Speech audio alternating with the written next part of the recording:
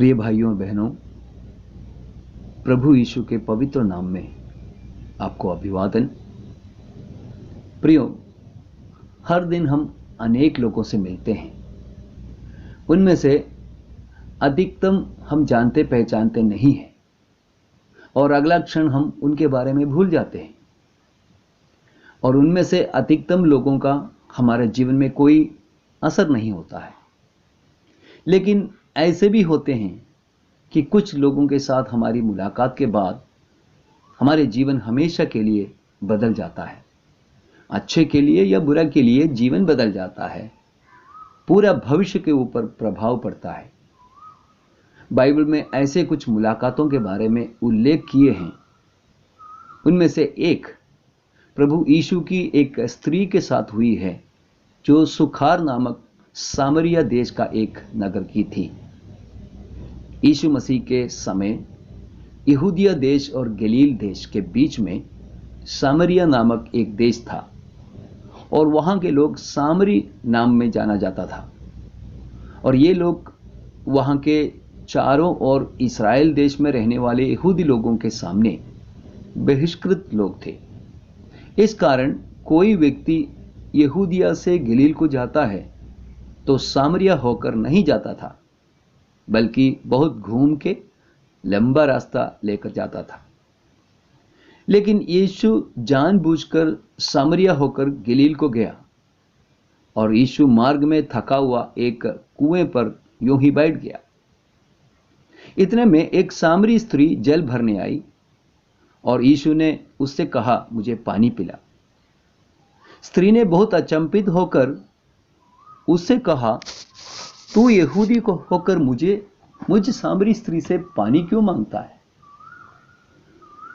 यीशु ने उत्तर दिया, यदि तू परमेश्वर के वरदान को जानती और यह भी जानती कि वो कौन है जो तुझसे कहता है मुझे पानी पिला, तो तू उससे मांगती और वो तुझे जीवन का जल देता। स्त्री ने उससे कहा, हे प्रभु, तेरे पास जल भरने को तो कुछ है भी नहीं और कुआं गहरा है, तो फिर वो जीवन का जल तेरे पास कहां से आया? यीशु ने उसको उत्तर दिया, जो कोई ये जल पिएगा वो फिर प्यासा होगा, परंतु जो कोई उस जल में से पिएगा जो मैं उसे दूंगा, वो फिर अनंत काल तक प्यासा ना होगा, वरन जो जल मैं उसे दूंगा वो उसमें एक सोता बन जाएगा, जो अनंत जीवन के लिए उमड़ता रहेगा। स्त्री ने उससे कहा, हे प्रभु, वो जल मुझे दे, ताकि मैं प्यासी ना हूं और न जल भरने को इतनी दूर आऊं। यीशु ने उससे कहा, जा अपने पति को यहां बुला ला। स्त्री ने उत्तर दिया, मैं बिना पति की हूं।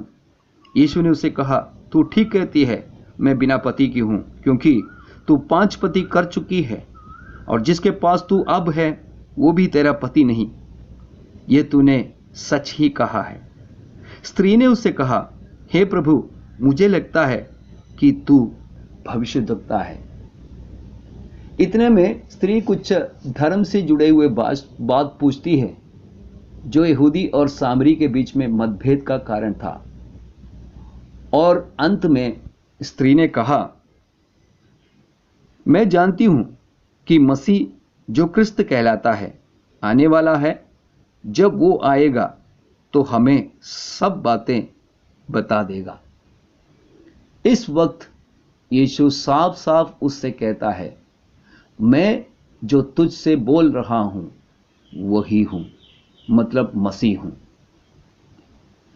और बाद में हम देखते हैं उस नगर के बहुत से सामरियों ने उस स्त्री के कहने से यीशु पर विश्वास किया, क्योंकि उसने ये गवाही दी थी, उसने सब कुछ जो मैंने किया है मुझे बता दिया।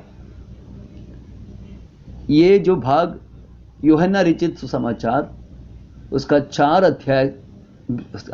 अध्याय से हमने पढ़ा है। 4 अध्याय में ये जो घटना घटी है उसके बारे में हमने पढ़ा। इस पूरी घटना से हम यीशु के बारे में कुछ बहुमूल्य बातें सीखते हैं। जिससे हमारा जीवन बदल जाए, जैसे इस स्त्री और सामरिया के लोगों के जीवन में परिवर्तन आया था। पहली बात, यीशु मानव जाति की खोज में आया था। पहली बात यही है प्रियो, यीशु मानव जाति की खोज में आया था। आप कहीं का भी हो, कोई भी हो, कैसे भी हो, यीशु आपको खोज कर आया प्रियो। अगर यीशु जो यहूदी है उस स्त्री को सामरी समझकर बहिष्कृत किया होता तो उससे मिलने नहीं जाते, लेकिन यीशु जो ईश्वर स्वयं है कभी भेदभाव नहीं करता है। इंसान जाति, भाषा, धर्म, संस्कृति, पढ़ाई, धन संपत्ति, सामाजिक स्थिति आदि बातों के आधार पर भेदभाव करता है, बंटवारा करता है, लेकिन सच्चा परमेश्वर के सामने सारे मानव जाति एक जैसा है। सबके अंदर प्रभु मूल्य देखता है। प्रभु यीशु इस दुनिया में सबके लिए आया। दुनिया में लोग जब परमेश्वर की खोज में रहते हैं, तब हम देखते हैं परमेश्वर इंसान की खोज में आया है। तो पहली बात यही है, यीशु मानव जाति की खोज में आया था। दूसरी बात, प्रभु यीशु हमारे अयोग्यताओं को नहीं देखता है। क्या है? प्रभु यीशु हमारे अयोग्यताओं को नहीं देखता है। ये स्त्री एक व्यभिचारी स्त्री थी, ऊपर से ये एक बहिष्कृत समाज की थी। इन सब कारणों से यीशु उससे दूर रह सकता था, लेकिन प्रभु उनकी योग्यताओं को या अयोग्यताओं को नहीं देखा। हो सकता है हम पढ़े लिखे नहीं हो, अमीर नहीं, ऊंचे समाज के नहीं, एक अच्छा नाम नहीं, समाज में और धर्म के बारे में जानते नहीं, लेकिन प्रभु ऐसी अयोग्यताओं को नहीं देखता है। वास्तव में अगर प्रभु ने इंसान की योग्यताओं को देखता तो हम में से कोई भी प्रभु के सामने योग्य नहीं थे। हम सब पापी इंसान हैं। अगर कोई सोचता है कि अच्छा भला काम करके या पवित्र जीवन बिताने का कोशिश करके परमेश्वर के सामने योग्यता पाएगा, तो परमेश्वर का वचन बाइबल कहता है कोई धर्मी नहीं, एक भी नहीं, सबके सब निकम्मे बन गए हैं, परमेश्वर की महिमा से रहित है और हमारे धर्म के काम सब के सब मैले चित्रों के समान हैं। हम में से कोई भी अपना उद्धार स्वयं नहीं हासिल कर सकता है। जब हम इस बात को मानते हैं, तब ईश्वर हमारे मदद के लिए आता है और उद्धार देता है। बहुत लोग एक गलत फहमी में हैं कि उनके अच्छा काम और धार्मिक गतिविधियां उनके लिए योग्यताएं हैं जिससे परमेश्वर प्रसन्न हो जाएगा। लेकिन प्रियो, प्रभु हमारे उन योग्यताओं को देकर हमारे पास नहीं आता है, वरन जब हमारे कमियों को उसके सामने लाते हैं और नम्र हो जाते हैं, वो हमारे उद्धार के लिए आता है। तो यही है दूसरी बात, प्रभु हमारे अयोग्यताओं को नहीं देखता है। तीसरी बात यह है, यीशु हमारे सवालों के बावजूद हमें छोड़ते नहीं हैं। यह स्त्री प्रभु से बहुत सवालें पूछी। शुरू में भौतिक बातों के ऊपर थे, बाद में आत्मिक बातों में बदल गए और अधिकतम एक नकारात्मक ढंग से थे।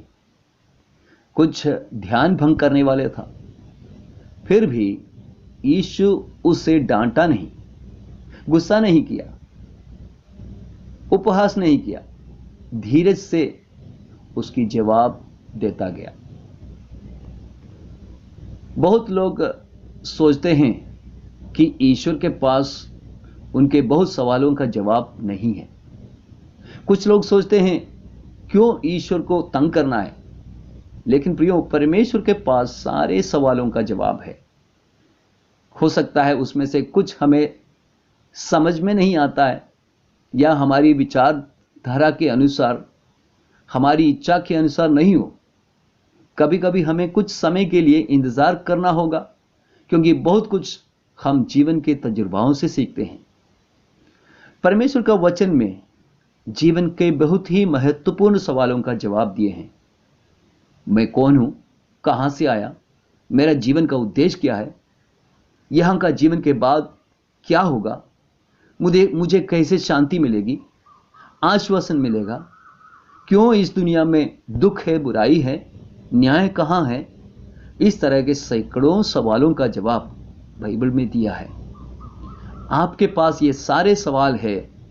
प्रभु आपके सवालों का जवाब देने में सक्षम है प्रियो, तैयार है और तत्पर भी है। तो यह थी तीसरी बात, यीशु हमारे सवालों के बावजूद हमें छोड़ते नहीं है। चौथी बात यह है, यीशु हमारे बारे में सब कुछ जानता है। यीशु हमारे बारे में सब कुछ जानता है। यह स्त्री अपने पिछले जीवन को छिपाना चाहा, जो इतना अच्छा नहीं था, लेकिन प्रभु यीशु ने उसके गुप्त जीवन के बारे में बता दिया। उसका पाप के बारे में उसे याद दिलाया।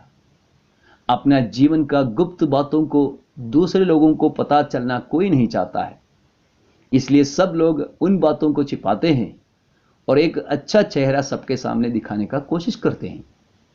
अंदर गुस्सा है, कड़वाहट हो, नफरत हो, फिर भी लोग मुस्कुराते हैं। बाहर हम आत्मिक दिखाएंगे, पवित्र और नम्र दिखाएंगे, पर यीशु सब कुछ जानता है। वो सर्वज्ञानी परमेश्वर होते हुए हमारे पूरे जीवन वो जानता है। सब कुछ उसके सामने बेपर्दा है। प्रभु यीशु चाहता है कि हम हमारे पापों को अंगीकार करें, ना कि छिपाएं। वचन कहता है, जो अपने अपराध छिपा रखता है उसका कार्य सफल नहीं होता, लेकिन जब हम पापों को मान लेता है और छोड़ भी देता है, उस पर दया की जाएगी। जब हम हमारे पापों को मान लेते हैं, वो हमारे सारे पापों को क्षमा करके शुद्ध करता है। इसके लिए यीशु क्रूस पर मरा। उस मृत्यु के द्वारा वो हमारे पापों को क्षमा कर सकता है।